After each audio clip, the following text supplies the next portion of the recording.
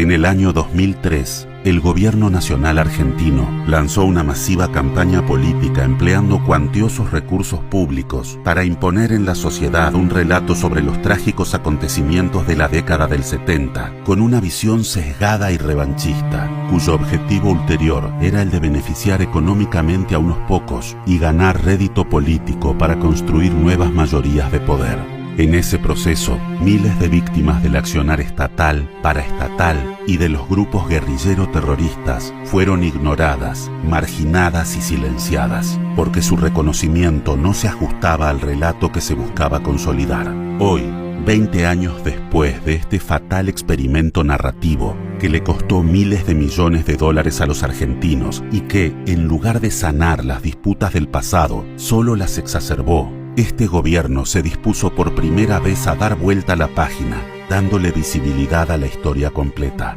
La historia debe conocerse en su totalidad. Cuando se la presenta de forma parcial, deja de ser memoria y se convierte en un instrumento de manipulación. A 50 años del inicio del régimen cívico-militar, este gobierno sostiene que las nuevas generaciones tienen derecho a acceder a una visión integral y respetuosa de aquellos años, libre de imposiciones ideológicas, conveniencias políticas o censuras. Solo una sociedad dispuesta a mirar su pasado con verdad y libertad, sin ocultar información ni de un lado ni del otro, puede aprender de él y construir un futuro sin repetir sus tragedias. En ese espíritu, y como gesto de reparación y reconocimiento, convocamos a quienes fueron silenciados y cuyos derechos no fueron reconocidos a brindar su testimonio, para que sus historias aporten a una comprensión completa y honesta de nuestro pasado. Algunas víctimas citadas para dar su valioso testimonio optaron por no participar a efectos de resguardar su intimidad. A diferencia de lo ocurrido entre los años 2003 y 2023, este gobierno respeta ese derecho y no ejercerá coerción sobre la voluntad de las víctimas.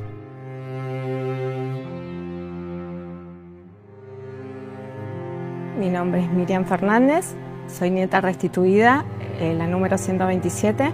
Recuperé mi identidad en el 2017. ¿Cómo me defino? Como una ciudadana más, en la cual trato de no victimizar y que nadie me victimice por la situación que viví. Así que mi vida es como cualquiera, con un trabajo, con una familia, con todo lo cotidiano que te hace un ser humano simple. Mi infancia fue hermosa. Yo fui criada en el seno de una familia de un padre, una madre y 5 hermanos, ¿sí? Fue lo más natural como cualquier familia, y en realidad yo a partir de más o menos la edad de adolescencia yo ya empecé a sospechar de mi situación, o sea que no fue muy desconocida de la procedencia mía. Siempre lo estuvimos hablando con hermanos, con mis padres nunca lo hablábamos, pero sí con mis hermanos, porque como eran mucho mayor que yo, ellos siempre decían que no recordaban haber visto a mi mamá de crianza embarazada, entonces que bueno, eran charlas de hermanos que siempre quedaba ahí, pero sin certeza real, siempre fueron dudas. El punto de inflexión fue en la adolescencia, cuando en la escuela, cuando se empezaron a hablar del tema de la dictadura y los desaparecidos, bueno, ahí al ser mi papá de la policía y haber estado en las fuerzas, un poco todo el mundo nos decía que yo era muy distinta a todos mis hermanos. Entonces, bueno, ahí empezamos a sospechar y ahí empecé a ver libros, historia y bueno, ahí es como que tuve la sospecha, y en realidad la versión de mis padres fue que siempre yo había nacido en un hospital como todos mis hermanos, y yo al ver la partida de nacimiento y ver que no había nacido en el hospital como todos mis hermanos, bueno, ahí es como que fue la certeza de que yo no era hija de biológico. ¿Y cómo encaré a mi papá? Yo en realidad al principio lo encaré a mi papá, porque él sí tenía más flexibilidad para hablarlo. Un día me senté con él y le dije que yo ya sabía la verdad, y él no se lo esperaba obviamente, y me dijo que bueno, me contó más o menos cómo había sido, y ahí me dijo que bueno, que si yo tenía la necesidad de buscar mi procedencia, él me acompañaba. Más difícil fue mi mamá, porque mi mamá me lo negaba. Yo llegué a la familia con días. Mi hermano menor, digamos, tenía 1 año y 2 meses. o sea que mi mamá estaba dando la lactancia a mi hermano, ella hizo de cuenta que tuvo 2 bebés y me amamantó durante el periodo en que yo llegué a mi familia. Y de ahí cuando le dije a mi mamá no, se incorporó el rol de que me había parido y fue muy difícil correr ese rol y conocer la historia verdad, de decirme la verdad, hasta que bueno, se levantó mi papá y le dijo, ya está, ya no podemos ocultar más la verdad.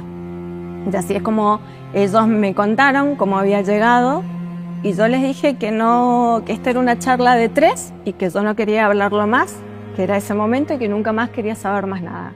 Elegí a la familia esa y que iba a seguir siendo Fernández siempre.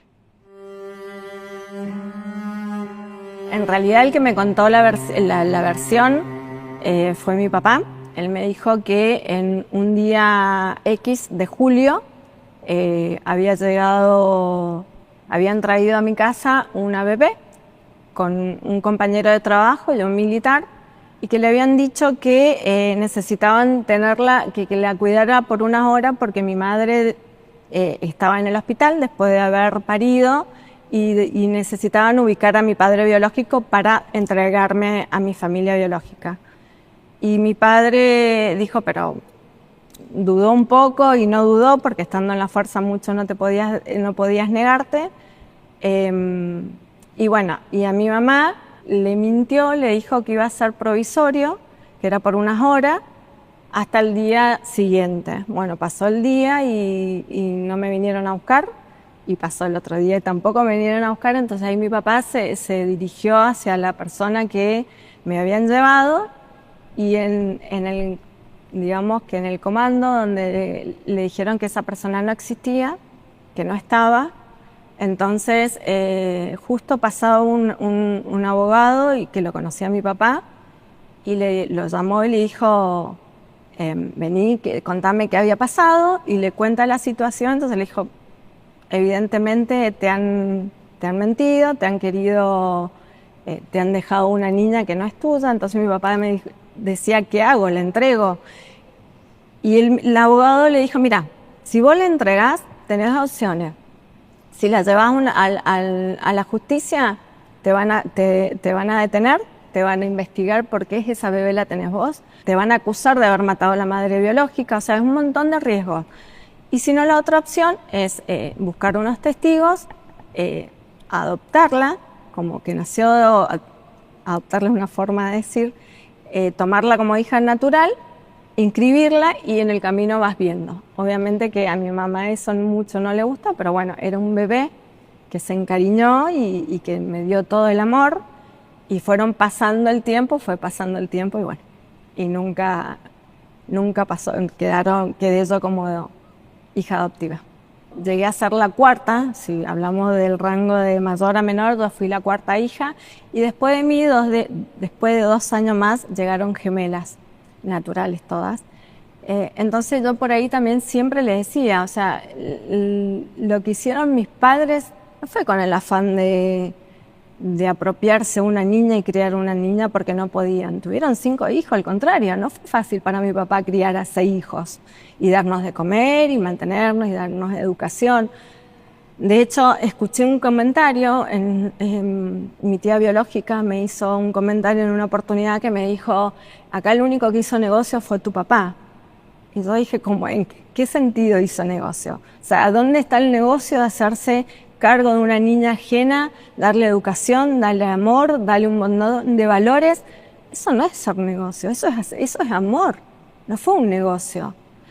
También lo sufrimos mucho, si bien yo fui la hija, la víctima, digamos, mis hermanos también sufrieron un montón. Mis hermanos tuvieron que callar y aguantar un montón de situaciones injustas y que no fueron dolorosos. Todos estos años que hemos vivido, que es lo que yo viví en los juicios, nosotros fuimos catalogados y también fuimos presos de cierta forma, porque nos encarcelaron a todos, a toda la familia, no solamente a la persona. Si mi papá hizo algo, se comprobó y está pagando y está condenado, bárbaro, lo está pagando, pero nosotros no tuvimos la culpa como familia. Y mucho de las familias, se vivió mucho dolor con estas familias. Nosotros no fuimos responsables, nos hicieron responsables de una historia que no lo fuimos. Y yo lo viví desde el lado como hija de militares y lo viví como víctima e hija de desaparecidos. Entonces eso me llevó hoy a decir, bueno, si yo puedo mirar para adelante y conciliar una historia completa, porque para conciliar hay que ver los dos mundos, ¿por qué no lo puede hacer la Argentina? Y dejemos el pasado tranquilo, en paz, porque a mí mi familia biológica no me la va a devolver nadie, ni el dolor que yo viví como familia de militares tampoco me lo va a devolver nadie. Es para mirar para adelante. Mis padres de crianza, por más que ellos los llamen apropiadores, hasta el día de hoy muchas veces vienen y me dicen tu apropiador o se dirigen en la justicia hacia mí o las organizaciones. Yo digo, no, es mi papá. O sea, decirle como vos quieras, pero en mi presencia es mi papá. Para el mundo es mi papá. Le guste que no le guste, va a ser mi papá, va a ser mi mamá. A mi mamá la perdí en el camino. Siempre van a ser mis padres. Sin negar que tengo otros papás. De crianza, de biológico, también tengo 4 padres yo. Entonces no voy a negar esa parte de la historia.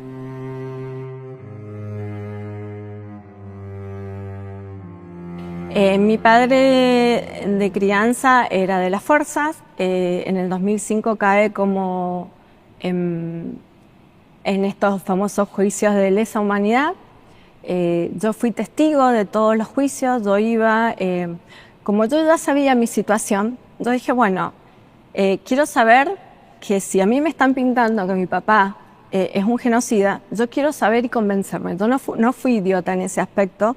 Siempre quise saber, bueno, si me demuestra la justicia que mi papá es ese monstruo que a mí me contaron o que dicen, yo quiero corroborar que sea. Entonces me puse como la camiseta de ir a los juicios, de instruirme, de estar, presenciar y de conocer cómo se manejaba todo ese mundo. Y fue muy... he vivido situaciones muy feas como familiar de militares, porque yo me consideraba familiar de militares. Vivimos momentos muy feos. En ese momento no podíamos decir que éramos hijos de militar porque socialmente estábamos discriminados, tanto ellos como miembros de la fuerza, como nosotros hijos de... nosotros tuvimos que llegar a escuchar que éramos genocidas por llevar sangre genocida. Y yo, sabiendo de mi procedencia, me tuve que callar y aguantar muchas cosas. Fui testigo de los juicios, escuché un montón de cosas. Ninguno de los juicios, ninguno de los testigos, más de 300 testigos, ninguno mencionó a mi papá. Ninguno dijo que lo había torturado, que lo había violado, que lo había... absolutamente nada. Entonces, a mí no me convenció esa denominación de mi papá. Entonces yo seguí creyendo y seguí conociendo la historia hasta el día de hoy. Y bueno, y así me fui interiorizando cómo eran las cosas, cómo se manejaba la justicia en estos casos con los nietos. Y de repente vi cosas que no eran muy dolorosas. En mi caso fue a través de una denuncia de un familiar. Hubo una investigación que tardó 5 años y un día X llega a mi casa una notificación para que yo me presentara. Como yo ya sabía de qué se trataba, me asesoré con abogados y todo y me dijeron, y con personas que eran que iban a estar involucradas en mi causa, y me tuve que fugar. Prácticamente me tuve que ir el día de la citación, me averigüé si iba a ser apercibida, si yo no me presentaba a la justicia, me dijeron no, es un trámite. Entonces me fui a Chile por una semana. Me pedían que tenía que presentarme, que la Secretaría de Derechos Humanos me citaba. No me daban motivo, no me decían nada, era todo hermético, nada se sabía, pero yo sí sabía de qué se trataba. Entonces, como yo no quería saber nada y no quería que se descubriera nada, elegí irme. Me dijeron que venía, de hecho fue una comitiva de la CONADEP, del Banco Genético, bueno, una comitiva de Buenos Aires que a hacerme la prueba genética y yo decidirme. Estuve una semana fuera hasta que esta gente se fuera, y durante esa semana, el día de la citación, como no me presenté, me mandaron gendarmería a mi casa a custodiar y a ver por qué yo no me había presentado, cuando supuestamente no era nada. Entonces estuvieron haciendo guardia durante una semana en la puerta de mi casa, preguntándole a los vecinos, como si fuera una delincuente. Hubieron cosas que, o sea, había hasta vecinos míos que estaban camuflados, que eran gente de inteligencia, por así decir, donde en el expediente habían fotos, horario donde yo entraba, salía, con quién entraba, en mi casa estoy hablando. Entonces como es una invasión a la privacidad terrible, fue muy invasivo, después de enterarme todo eso. Como nadie sabía nada y muchos de mis vecinos me asociaban con el tema de la causa de mi papá, nadie sospechó, nadie pensaba de que lo que podía hacer era normal prácticamente, entonces no pasó a mayores, pero bueno, fue bastante invasivo esa situación. Y de ahí, bueno, me acuerdo que fue un 3 de julio, yo estaba a punto de cumplir los 40 años y me estaban organizando los 40 años sorpresa. Obviamente que no, la sorpresa me la llevé yo, se frustró todo. Y el último día para mi cumpleaños se va mi hijo y mi mamá a Chile a acompañarme. Y a la vuelta yo dije, ya está. O sea, ¿por qué tengo que huir como una delincuente cuando yo no hice nada? Y menos a mi mamá. Entonces le dije, el día que pase algo, vamos, buscamos un abogado y nos hacemos cargo, si vos no hiciste nada mal. Y bueno, fue así. A los 2 meses me volvieron a citar y a los 2 meses me presenté, fui con abogado. Y bueno, yo seguía negando mi realidad, yo no quería hacer que me hicieran la prueba genética. Entonces llevé ropa interior de mi hermana puesta, cosa de entregarle muestra genética a mis hermanas. Y en ese momento me dice la genetista, me dice, me tenés que dar 4 o 5 prendas. Y ya estaba como complicada y dije, bueno, ya está. Hasta acá llegué, la negación y bueno, que sea lo que Dios quiera. Y ahí presté muestra genética y a esperar el resultado. En un momento cuando yo me estaba haciendo el ADN, en el proceso que me citan, juez, fiscalía y todos los miembros, porque aparte es un tema de hacer... Vos imaginate que yo sabía mi procedencia y yo sí sabía de dónde venía, pero imagínate una persona que no sabe nada, que no tiene ni idea que puede llegar a ser hijo de desaparecido. Montan una situación, un circo alrededor que es muy doloroso y es traumático, porque estaban los jueces, la secretaria, eran como 20 personas en una oficina para obligarte a hacerte un ADN. Entonces es muy traumático, por eso considero que ningún nieto quiera llegar a hacer esto, porque no es la forma. No te comentan, no te dicen, no te preparan para este impacto, porque es un impacto. Y bueno, ese día yo, como yo ya estaba como entregada a la realidad, yo le dije, lo único que quiero y que voy a luchar es porque a mi mamá no me la toquen. O sea, yo a mi mamá la tocan y yo me muero. Entonces me dicen la fiscalía, no, tranquila, me dicen, con las familias no nos metemos, con las madres no nos metemos. Digo, no, es mentira, dije otra palabra, pero dije, no es mentira. Yo he vivido cómo tratan a las personas, yo sé cómo los tratan. No me digas que no la van a tratar, que no la van a meter presa, que no les va a importar nada, lo que yo sienta, lo que yo quiera. Es mentira. Y bueno, desde ahí es como que se dieron cuenta que no me podían decir pera por olmo porque yo fui testigo de todo eso. Supuestamente hay un 50% de muestra genética, no todos presentaron muestra genética de sus familiares, entonces digo, bueno, corremos con el riesgo de que ese 50 no esté.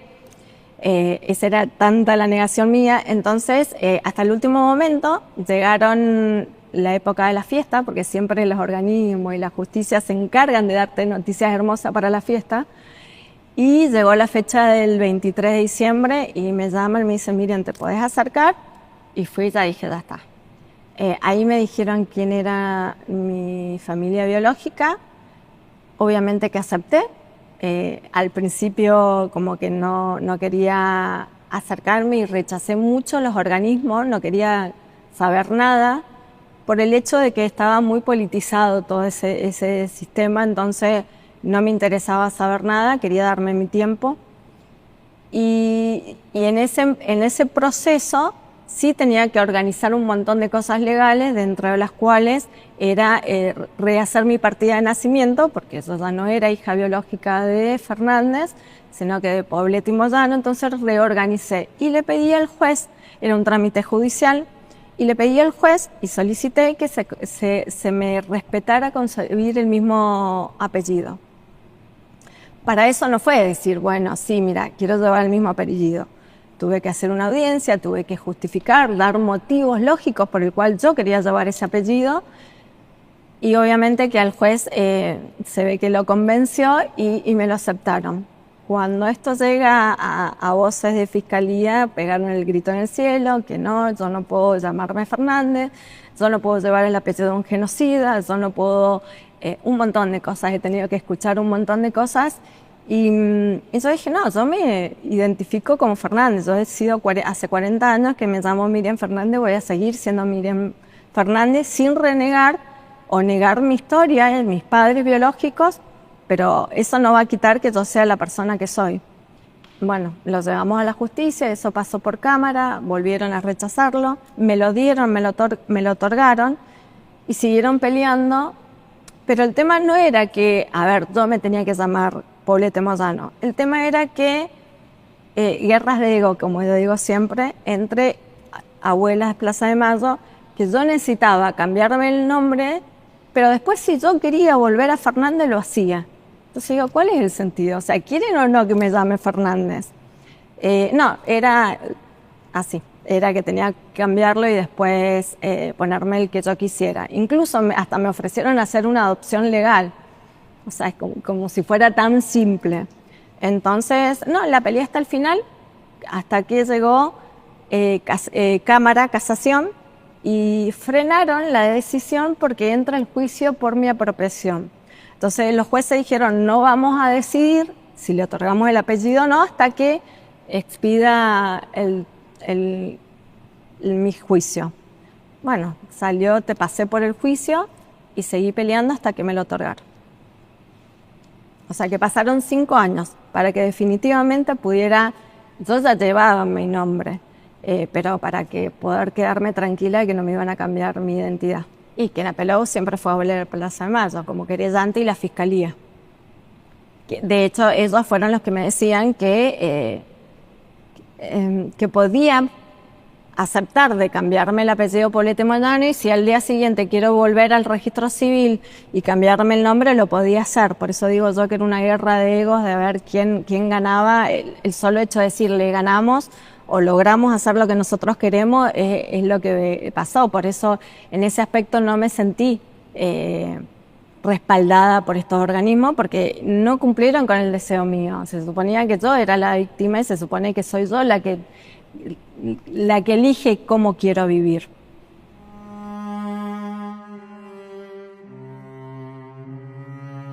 Yo iba todos los días a los juicios orales y me sentaba en el primer banquito frente al juez y frente a toda la fiscalía y escuchaba. Y escuchaba y varias veces denuncié que nos sacaban fotos, que nos amenazaban. Entonces como que yo era la jodida y me tenían mucho respeto en ese aspecto, entonces no se metieron conmigo porque era muy fuerte, entonces y yo planteé postura de decir, no, a mí no me van a invadir, o sea, no van a hacer lo que ellos quieren. Entonces, en ese momento no me invadieron porque sabía que yo no era, no compartía su ideología. Entonces hubo como un manto de paja ahí. Yo soy una persona que trata de ver lo que es justo, lo que es blanco y lo que es negro. Entonces, si bien yo reconozco que se cometieron un montón de atrocidades en los 70, de la cual la historia me pone como víctima, también considero que no se contó la historia completa. Entonces yo soy como una persona que quiere, por la historia, por lo bien o por el mal, ya sea buena o mala, para sanar en este país y para sanar como ciudadanos tenemos que contar la historia verdadera. Hubieron muchas cosas que no se contaron, muchas cosas que se taparon. Yo fui testigo de muchas cosas de mentiras, de escuchar testigos que terminaban de declarar y decir dónde paso a cobrar. Entonces se escucharon muchas cosas y se hicieron, la sociedad creyó un relato que no fue real, que no fue completo. Entonces yo creo que la historia me puso en un camino de estar de un lado y del otro, entonces de conocer una historia y de conocer la otra, entonces bueno, voy para que se cuente la historia completa. De hecho, yo en el juicio escuché relatos de mi madre biológica, que con 15 años se vino hasta Buenos Aires a esperar a Perón cuando volvió Iba a decir, con 15 años, una niña, yo como madre no hubiera dejado jamás que fuera mi hijo solo a un episodio así. Pero bueno, eran los jóvenes idealistas que decían que eran, y no fueron jóvenes idealistas. Eran personas, de hecho, cuando mi madre entra a la clandestinidad fue porque le confiesa a su mejor amiga que había puesto una bomba en la rotonda de avión de Mendoza por el aniversario del Mendozazo. Y esas cosas no se cuentan, y te contaron durante 20 años un relato que eran jóvenes idealistas, que querían un mundo más justo. Y no era eso, quizás sí, pero las formas no eran las más correctas.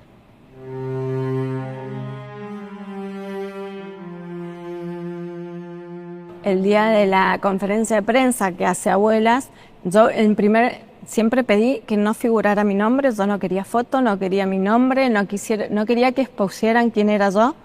Cuando hacen las conferencias de prensa, yo no, era un número, durante mucho tiempo fui un número.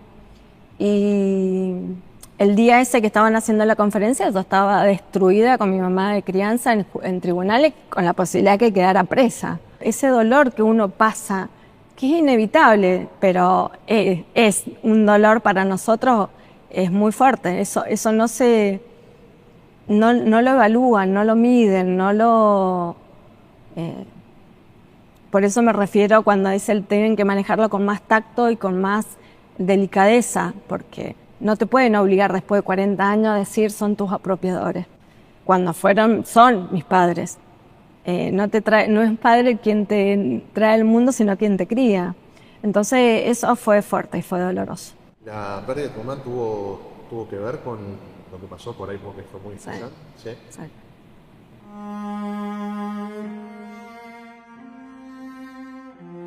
Bueno, mi mamá falleció en el 2023, en pleno, digamos,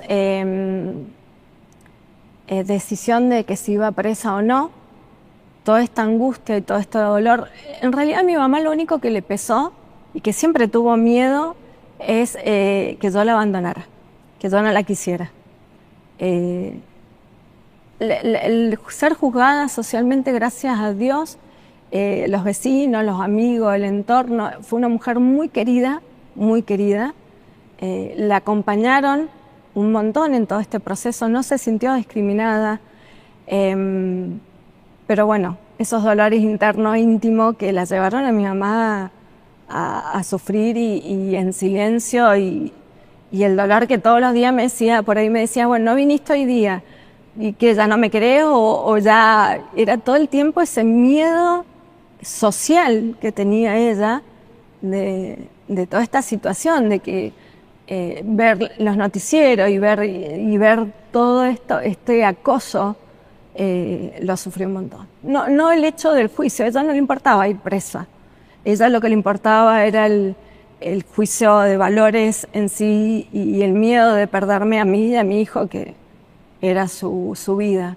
Ella lo único que me pidió es que no se lo dijera a mi hijo, y yo le dije que no, esto era un tema, ni siquiera con mis hermanos, lo hablamos en familia, era un tema de a tres, los protagonistas éramos nosotros tres. Y dijimos, queda acá y con esta explicación me es suficiente. Y de ahí en más, normal, como si nada, o sea, no pasó nada. Los sentimientos siguieron igual, al contrario, mucho más unidos que nunca, y siguió todo igual. Por eso, cuando por ahí me dicen, y yo no fui única hija, Yo no puedo decirte si tuve diferencia, tuve maltrato, no, porque a nosotros nos trataron y nos dieron a los 6 lo mismo, el mismo cariño, la misma educación, las mismas condiciones económicas.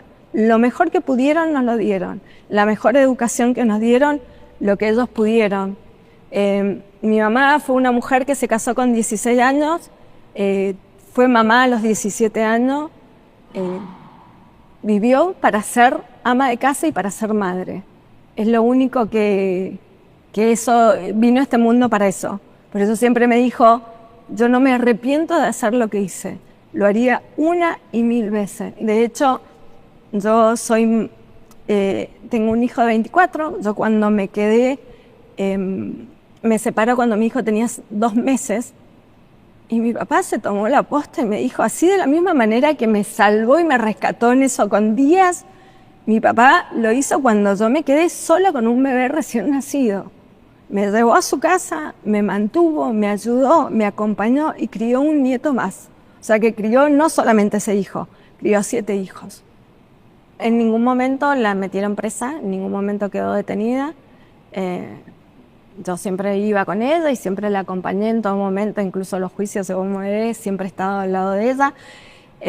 Pero bueno, tengo que agradecer que mi madre hoy esté muerta, porque si no estaría presa. Si te tengo que contar cada minuto de lo que yo viví, o sea, no me lo va a volver nadie. Fueron momentos de mucha angustia, pero hasta el día de hoy, haber perdido a mi mamá fue lo peor que me pasó. Pero bueno, si eso sirve para sanar, y lo loco de todo esto, que los padres de crianza del nieto de Carlotto no tuvieron juicio. Entonces voy a decir, ¿por qué tanta imparcialidad? Porque algunos sí, otros no. Entonces, obviamente que no tocaron, y ahí es donde se mete la política, no tocaron a los padres de Guido, porque Guido no comparte. De hecho, vos fíjate que no es una persona pública entre los nietos. Él no comparte la política de su abuela. Y estuvieron mucho tiempo peleados. Pero bueno, políticamente correcto no pueden demostrar eso. Pero es así, es injusto.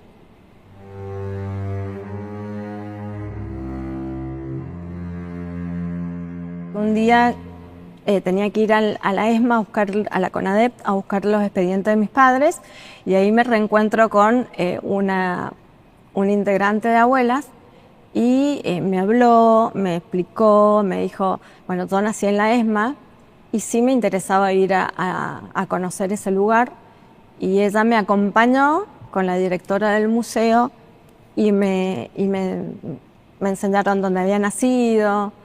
Y bueno, creo que ese fue el clip de inflexión donde yo dije, bueno, wow, soy parte de la historia, no puedo negar esta parte. Cuando entro a una de las habitaciones en la enfermería, escuchar relatar mi parto fue fuertísimo. Eso fue lo que me dijo, bueno, no puedo borrar esa parte de la historia. Y ahí me empecé a conocer y a compartir un poco con estas instituciones, siempre con mucho respeto. Yo respeto y entendí en un momento cuál era la función de ellas, de abuela. Me explicaron. En un momento a mí me hacen entrega de una documentación. Las abuelas se fueron dando cuenta que con el tiempo, al restituir nietos, muchos de los familiares se iban muriendo y no iban sabiendo cómo fueron su familia de crianza. Entonces es como que hicieron un álbum de todas las familias con historias, entonces de los padres biológicos. A mí me hicieron entrega de ese archivo, de todos los que habían. Creo que el de mi madre biológica, de mis padres, era el que más había, eran un montón. Y ahí entendí y dije, bueno, sí, tuvieron una lucha, hicieron un trabajo hermoso, pero bueno, también empañado en este tema político que no tiene sentido, porque la lucha de ellos es genuina, pero se empaña con el tema político. Y eso yo no lo comparto. No lo compartí, respeté, ellos me respetan, pero hasta ahí. El día que fui abuela y estuve con Carlotto, en ese momento no estaba el tinte político de que ella partidaria, estaba Macri, y creo que de 5 palabras que estábamos hablando en una mesa, 4 fueron Macri esto, Macri aquello, y yo dije, ¿qué tiene que ver una cosa con la otra cuando se trata de encontrar nietos y recuperar esa historia tan valiosa? Y bueno, ahí yo dije, no, es muy político y se empaña en esto de no tener tacto para manejar a las personas. O sea, yo fui muy particular y a mí me pegó de una manera, pero porque yo me preocupé y estuve y conocí historias. Pero si a una persona le viene y me invaden como me invadieron a mí, con persecución, con gendarmería, con un montón de cosas, y yo entiendo que los nietos no, y de hecho yo sé de muchos nietos que no quieren saber por este tema, por el tema de cómo te invaden y cómo te obligan. En Mendoza hay 3 nietas, incluyéndome a mí. 2 de las nietas no sabían que podían optar por cambiarse el apellido. O sea, vienen, te dicen, vos tenés que hacer esto y esto. Y ellas no saben de lo que tienen derecho a hacer o no. Entonces como te llevan como un burrito que haces lo que ellos dicen. Y eso no está bueno, porque no te dan a elegir lo que vos querés. Y eso te lleva a frustraciones y a mucho dolor. Yo respeto siempre y cuando me respetan. Como yo me vi respetada en ciertos puntos, yo respeté. De hecho, valoro un montón la lucha de ellas y reivindico su lucha. Pero bueno, vuelvo a repetir, esto político ensucia toda esa lucha y aparte me tocó vivir muchas situaciones con mi familia biológica en donde la víctima soy yo. No se tienen que poner del lado de la familia biológica, sino de la mía, porque a mí yo soy supuestamente la víctima. Entonces, en ese aspecto no sentí acompañamiento, no sentí ayuda.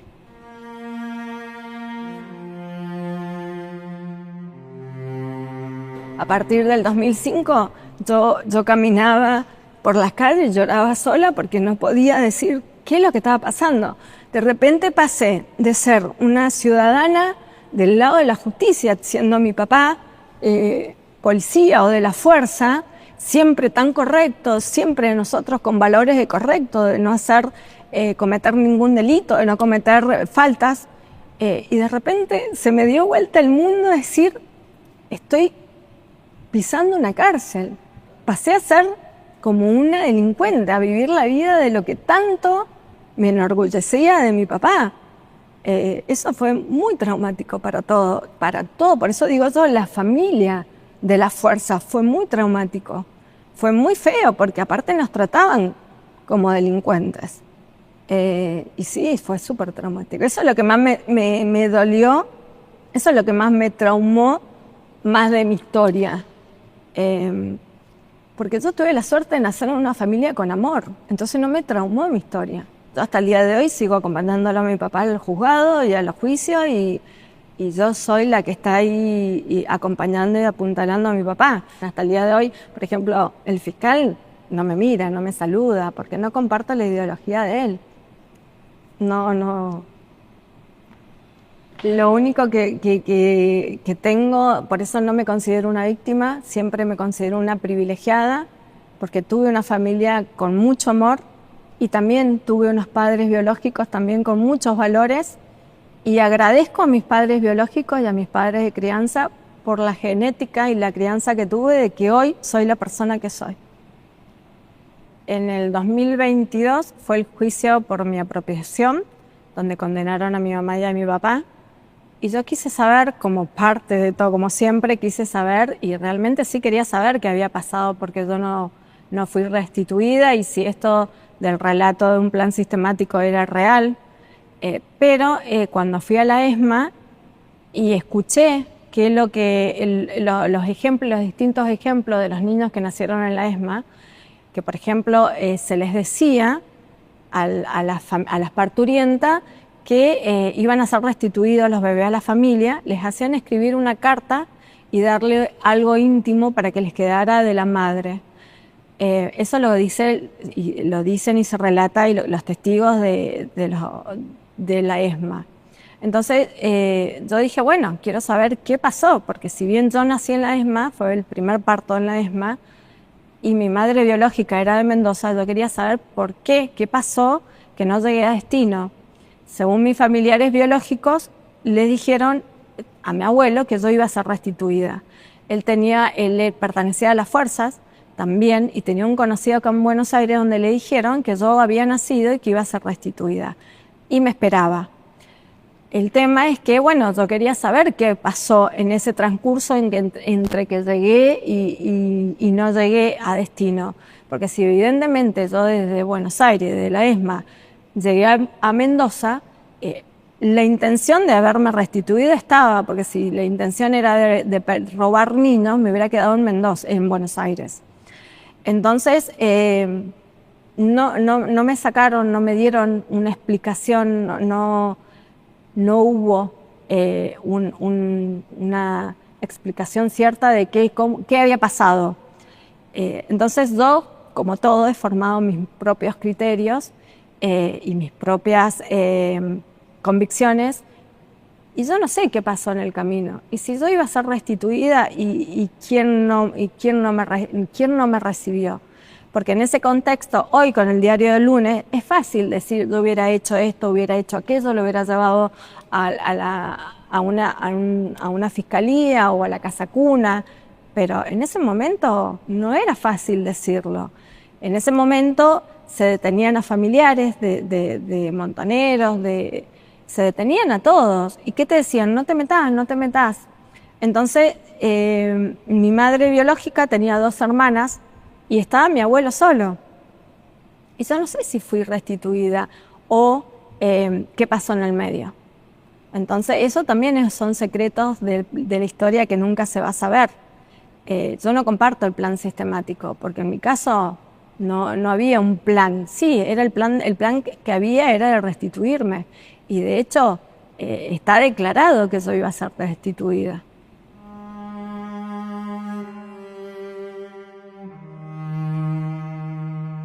Yo creo que hay que poner un manto de paz, tratar de ponerle un poco de amor a la historia, que el odio no lleva a nada, que hay que ser más reflexivo, más compasivo y mirar para adelante.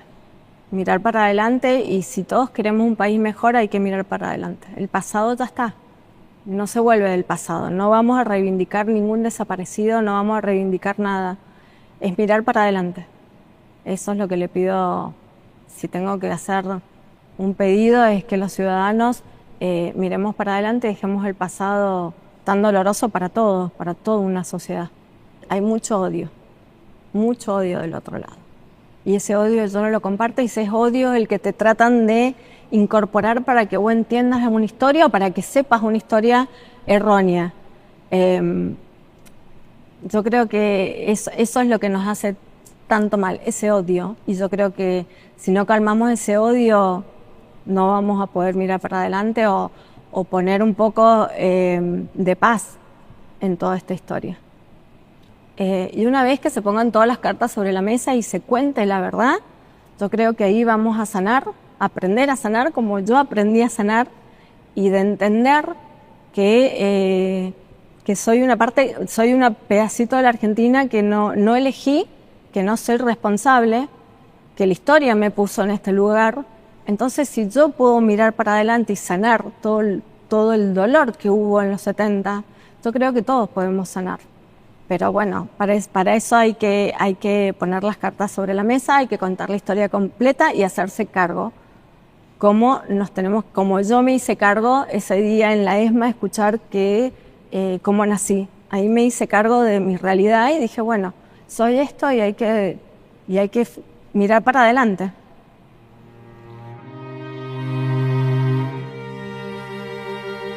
Argentino del Valle Larrabure era mi padre, era un hombre joven, tenía 42 años, era un militar, pero además había seguido dentro de la carrera militar la carrera de ingeniero químico. Se desempeñaba en la fábrica militar de pólvoras y explosivos de Villa María en el año 1974. Era pleno gobierno democrático, Perón había fallecido el 1 de julio de ese año y María Isabel Martínez de Perón lo había sucedido. Cuando una noche de sábado, un 11 de agosto, fue secuestrado por el Ejército Revolucionario del Pueblo. Yo cuando lo secuestraron tenía 15 años. Estos poseídos de transformaciones revolucionarias tras la sombra y la traición asaltaron la fábrica militar, donde en mi carácter de ingeniero militar me desempeñaba como subdirector. Eso fue una noche del 11 de agosto de 1974. Fue durante la realización en las instalaciones del Casino de Oficiales de la Fábrica Militar de Pólvoras y Explosivos Villa María de un acto burgués consistente en una reunión social. Sorpresivamente atacado, fui tomado como rehén por un grupo subversivo. Ese día se celebraba en la fábrica militar la despedida de ingenieros militares y la bienvenida a otros ingenieros. Era un día de fiesta, como normalmente se hacían en la fábrica militar, en el Casino de Oficiales. Tengo muchos recuerdos porque yo iba a ir a la fiesta y me quedé dormido. Y abruptamente me despertaron ruidos, impactos de bala que sonaban en las paredes de mi casa. Me levanté y, siguiendo un consejo de mi padre, no prendí las luces. Así que me iba moviendo por toda la casa, por las ventanas de la casa, mientras las balas golpeaban contra las paredes, las ventanas. Sentía ruido de ametralladoras, granadas, y escuché la voz de una mujer que decía: las armas del pueblo han copado la fábrica militar. El Ejército Revolucionario del Pueblo, un grupo fuertemente armado, más de 100 hombres, coparon la fábrica, ingresaron por la parte de atrás. Yo no quería salir de mi casa porque con las balas que sonaban y que tiraban, porque se estaba librando un combate, dije, me quedo acá porque si no me matan. Y esa noche, así como hubo heridos, también hubo muertos y hubo 2 secuestrados. El capitán García y mi padre. Capitán García, en un descuido de los terroristas del ERP, abre la puerta, sale corriendo y la acribillan a balazos. Eso sucede a escasos metros donde yo estaba mirando por la ventana. Al otro día vimos todos las cápsulas que quedan y la sangre de García. Lo levantan a García, lo ponen en el auto, lo llevan y al otro día lo abandonan porque prácticamente se estaba muriendo. Una cárcel del pueblo, la titulan. Lo del pueblo está de más, por cuanto se gobierna por sus legítimos representantes. ¿Qué representan quienes se arrogan el derecho de hacer purgar culpas con carceleros con capucha? Es necesario preguntar qué se proponen los siniestros cultores de estas cárceles, que medran con la violencia para lograr dinero, para financiar sus aparatosos y burocráticos sistemas de delincuencia revolucionaria. Burócratas carceleros con capucha. La subversión en su estrategia y en su táctica busca crear el caos nacional. En la estrategia están los revolucionarios burgueses, con coches, mujeres, departamentos, buenas pilchas y cuentas en el extranjero. Su escenario es multinacional. Hablan de revolución de América Latina y sus representantes se reúnen en Praga para recibir instrucciones de un buen señor maestro. Bueno, ellos lo llevaban a lugares que tildaban cárceles del pueblo. Todos tenían las mismas características. Eran lugares subterráneos, escondidos, normalmente debajo de una casa. Y el primer lugar donde he llevado es Mendiolaza. Esos son los primeros 3 meses. Después, porque ¿qué pasa? Lo buscaban por todos lados. Y el ERP lo iba moviendo de lugar. Entonces, el 3 de noviembre del 74, lo conducen a otra cárcel del pueblo en la ciudad de Rosario. Ese va a ser su último destino y hay una hoja de guardia que yo, investigando la historia de mi padre y cómo fue el secuestro y cómo fue su cautiverio, veo que ingresa el 3 de noviembre del año 74 a un pabellón que se llamaba Tetamanti. Y ahí está escrito, lo tratan de el reo, que está medio molesto, o sea, todas anotaciones como libros de guardia, ¿no es cierto? ¿Quiénes eran los carceleros? Eran jóvenes, porque mi padre en ese cautiverio escribió un diario. Y en ese diario no les veía la cara porque estaban encapuchados, pero sí les veía las manos y veía que eran jóvenes por las manos. Las manos son características de la juventud. Mis enemigos son medrosos y pusilánimes ante iguales y superiores, impulsivos, cortantes y autoritarios ante inferiores, débiles, cautivos y desarmados, valientes en las sombras, en la sorpresa, en la espalda o en el insidioso dardo arrojado por detrás a su oponente. En el cautiverio se corta abruptamente la relación con un medio formado por la integración de familia, trabajo y amigos. Se cae a una celda estrecha, húmeda, un escondrijo de ratas, donde los carceleros encapuchados juegan una suerte de duendes o de brujas. La cárcel del pueblo era de escasas dimensiones, eran condiciones infrahumanas, el lugar era prácticamente un poco más grande que su físico.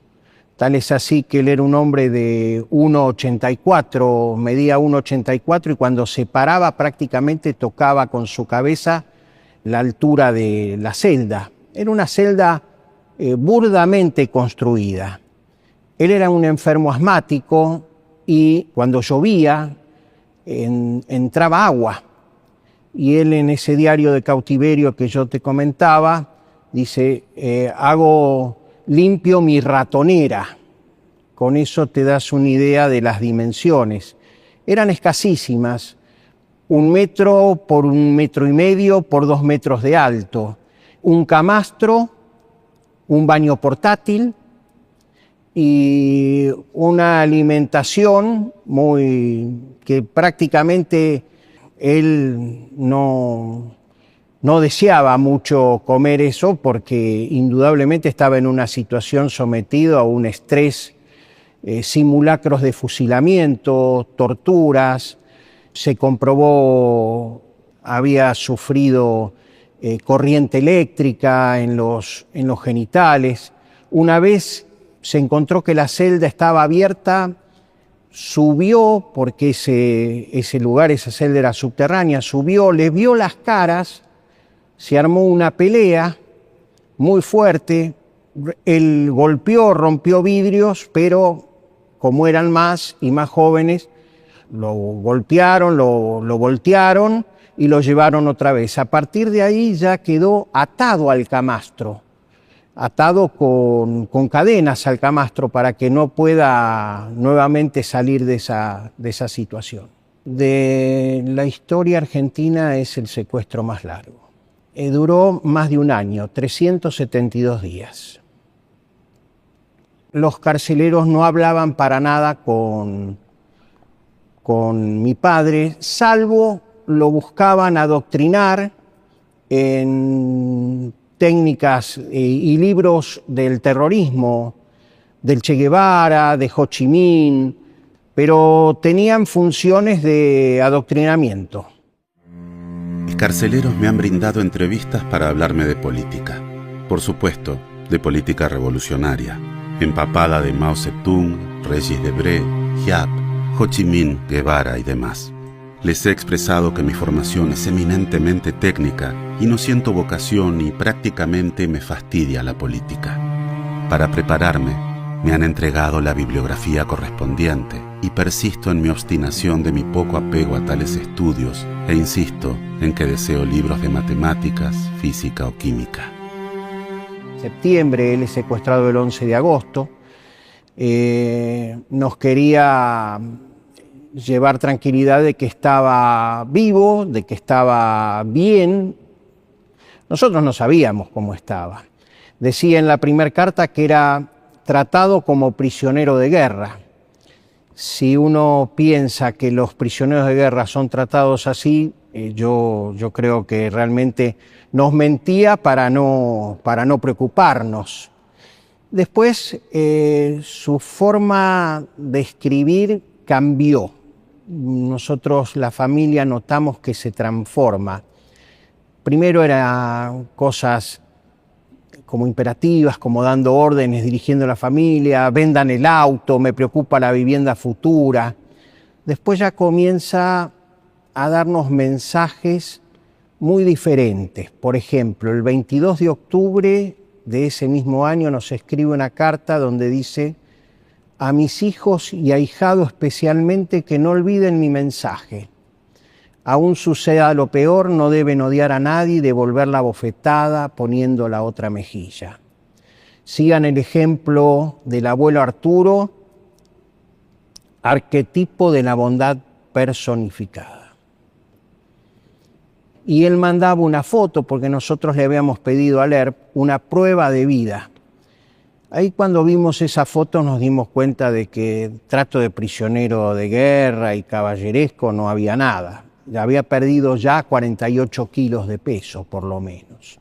En una parte del diario dice algo así: a Dios que con tu sabiduría omnipotente has determinado este derrotero de Calvario, a ti te invoco para que me des fuerzas.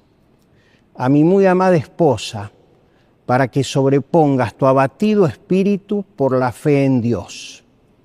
A mis hijos, para que sepan perdonar. Al ejército argentino, para que, fiel a la tradición, mantenga enhiestos y orgullosos los colores patrios. Al pueblo argentino, dirigentes y dirigidos, para que toda la sangre inútilmente derramada los conmueva a la reflexión. A mi tierra argentina, ubérrima y acogedora, escenario infausto de luchas fratricidas, para que cobije mi cuerpo y me dé paz. Mi intención no es el insulto ni formular personalismos. Más bien, me impulsa a escribir este cautiverio que me sume en las sombras, pero que me inundó de luz. Mi palabra es breve, sencilla y humilde. Se trata de perdón, y que mi invocación alcance con su perdón a quienes están sumidos en las sombras de ideas exóticas, foráneas, que alientan la destrucción para construir un mundo feliz sobre las ruinas. Yo creo que el odio destruye. El que siente odio profundamente lo carcome, te va comiendo por adentro. De hecho, me pasó a mí cuando apareció el cuerpo de mi padre y no lograba asimilar todas estas cartas y estas enseñanzas y este diario. Hasta que descubrí que él tenía razón, que había que vivir en el amor, había que vivir en paz, que los argentinos podemos convivir, aún nuestras diferencias, que seguramente son muchas. Yo creo que la enseñanza más importante es que la Argentina es un país hermoso, pero que tenemos que alinearnos todos en un mismo objetivo. De hecho, aquel que gana, que triunfa democráticamente, tiene que ser ayudado por la oposición y terminar con las zanjadillas y todas las cosas que estamos viendo a diario, ¿no? Se hicieron muchas gestiones, la gente del ERP se contactó con nosotros, vino a la casa donde estábamos, en el barrio de Floresta. Se iba a llevar adelante un canje. Ellos pedían 5 terroristas detenidos por el ataque al Comando de Sanidad, 6 de septiembre del año 1973. 5 terroristas a cambio de la vida de mi padre. Nosotros llegamos hasta la instancia superior, que era la presidenta de la Nación, e Isabel Martínez de Perón no quiso recibir a mi madre, la dejó plantada con el tapado puesto. Él se da cuenta porque cuando este canje es infructuoso, no llega a destino, él sigue enviando mensajes. y ahí en determinado momento el ERP le ofrece recuperar su libertad. Y él les pregunta, está en el diario también, ¿recuperar mi libertad a cambio de qué?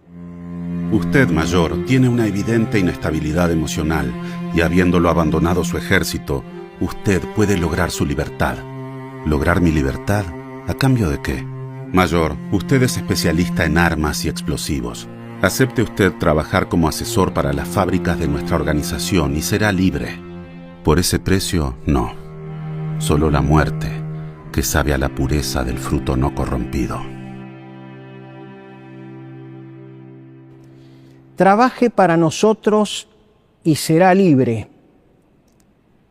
Él reflexiona, se tira en su camastro, queda enardecido y dice, a ese precio no, prefiero la muerte. Hijo mal parido sería trocar este mísero encierro mientras mi alma se envilece en el fango de estos miserables. Se da cuenta que no va a salir con vida, pero escribe también en su diario, este cautiverio que me sume en las sombras, pero que me inunda de luz. Mi palabra es breve, sencilla, se trata de perdón. Él nos pedía a nosotros que aprendamos a perdonar, que sepamos perdonar, pero Él nos daba el ejemplo de que los había perdonado. Porque cuando se da cuenta que no va a salir con vida, Él comienza el camino de rezar todos los días el rosario, de entonar el himno nacional y prácticamente hasta la última noche que el otro cautivo lo escucha, entonaba el himno nacional para darse fuerzas, para no caer en la tentación de querer también trabajar para las fábricas militares de ellos, ¿no? Porque él, al ser un experto en todas estas técnicas de explosivos y de bombas, podría haber recuperado su libertad tranquilamente.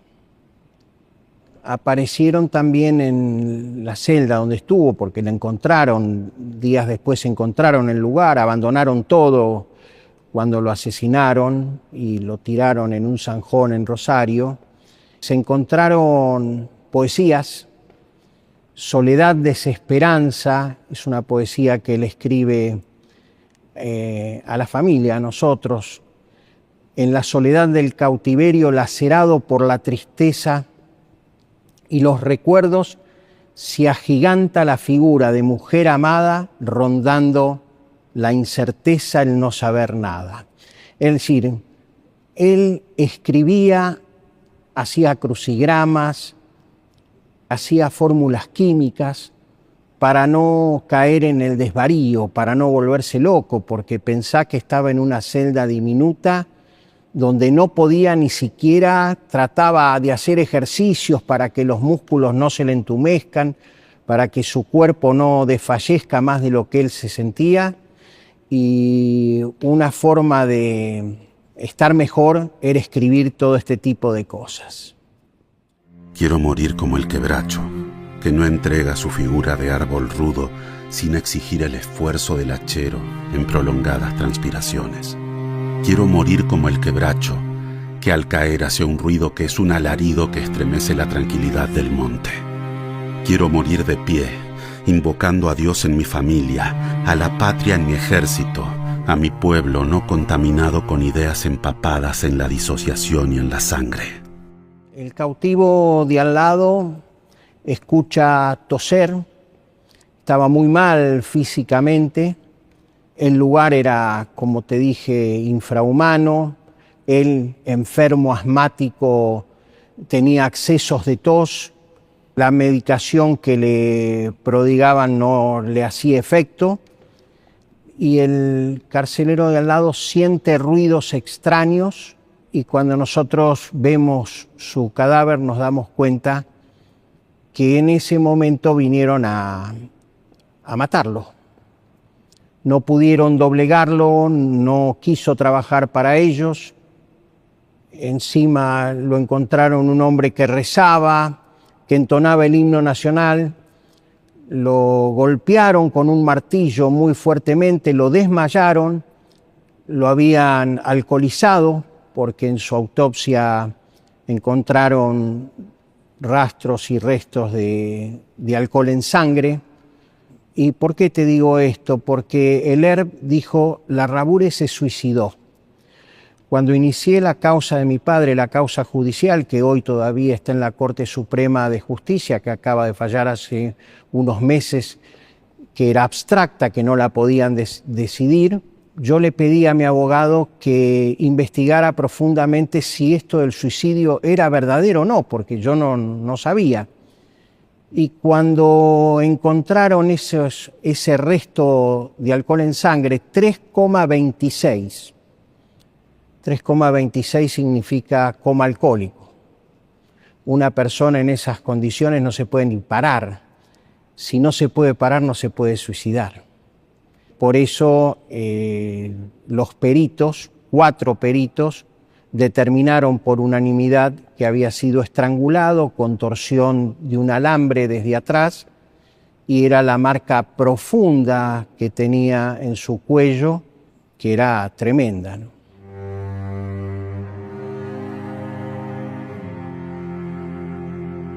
Bueno, a nosotros se nos tornó muy difícil porque mi madre, que también era una mujer joven, no quería vivir, no quería comer. Entonces asumimos, nosotros los hijos nos transformamos en padres. Mi hermana y yo le dábamos de comer, tratábamos de alegrarle la vida, que tuviera una razón de vivir. Mi madre ya no quería vivir más. El tiempo cicatriza las heridas y con el tiempo ella va saliendo adelante, nosotros también, pero indudablemente la carga para nosotros había sido muy pesada porque éramos adolescentes, no éramos adultos.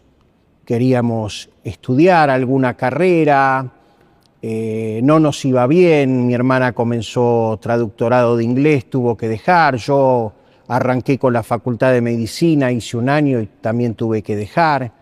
Era muy difícil vivir sin la guía de un padre y con una madre que estaba en una situación realmente muy mala. Pero con los años un día nuestra madre nos dijo, chicos, nosotros no podemos seguir hablando todos los días de lo que le pasó a su padre.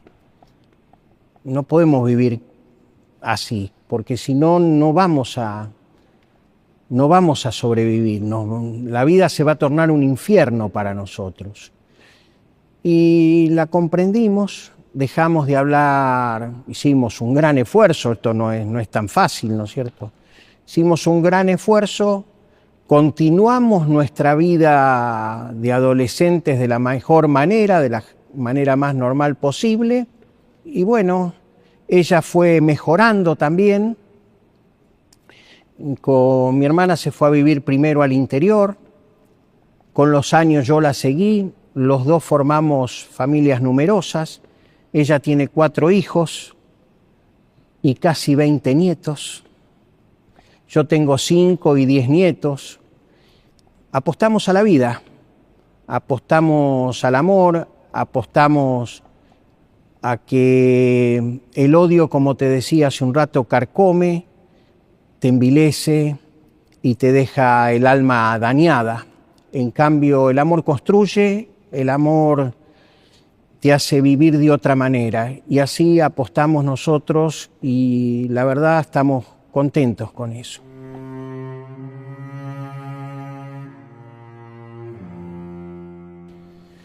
Bueno, nosotros le habíamos prometido a nuestra mamá con mi hermana no volver a hablar del tema.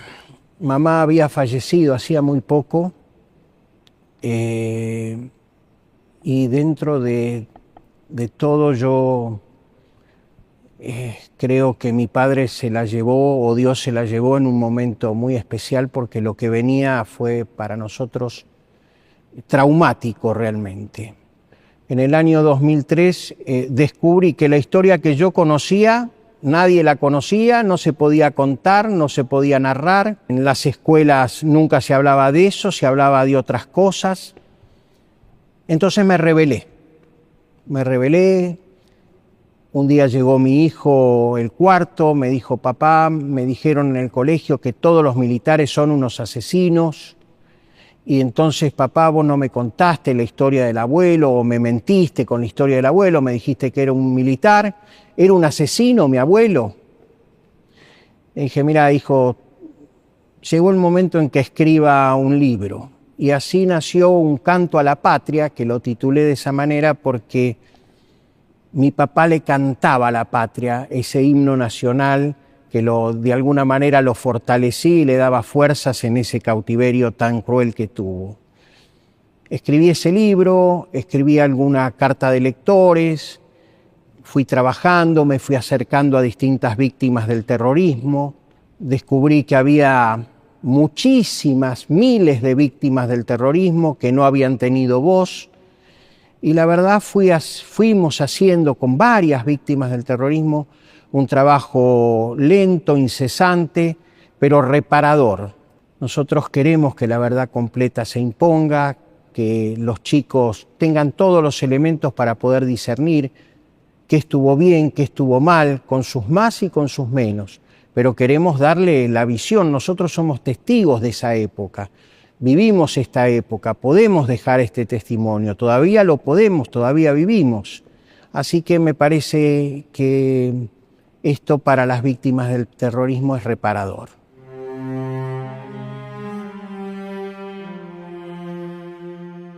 Por ejemplo, iba a presentar mi libro, Un canto a la patria, en determinado lugar y no había lugar donde lo pudiera presentar. La biblioteca no quería, el hotel no me dejaba, todos tenían miedo. En Tres Arroyos no me dejaron, en el lugar donde yo vivía, donde viví casi 30 años, no me dejaron presentar en la biblioteca pública de la ciudad, no me dejaron presentar el libro. Tuve que recurrir a una confitería que tenía un salón y ahí lo pude presentar. Eso me dolió muchísimo, pero en vez de dejarme inmóvil y quieto, decidí que tenía que tener más fuerza para seguir adelante. Obviamente la gente llenaba los salones porque la gente quiere conocer la verdad. La gente no le gusta vivir en la mentira. La gente quiere saber qué es lo que pasó realmente. Era tal el mensaje falaz que escuchábamos que la gente realmente comenzó a sospechar, sobre todo los más grandes que decían: pero esto no es así, esto no es lo que yo viví. ¿Por qué no les han enseñado a los chicos? Yo creo que es un buen momento para educar en la verdad, para que se cuente toda la historia completa y que los chicos tomen cada uno su decisión de creer esto o creer el otro, pero que le den todos los elementos. No hay ninguna víctima del terrorismo que pueda ir a una escuela pública prácticamente a contar sus historias. Y eso que hay más de 20.000 víctimas del terrorismo en la Argentina, que no han tenido ni reparación, ni verdad, ni justicia, ni memoria y menos historia.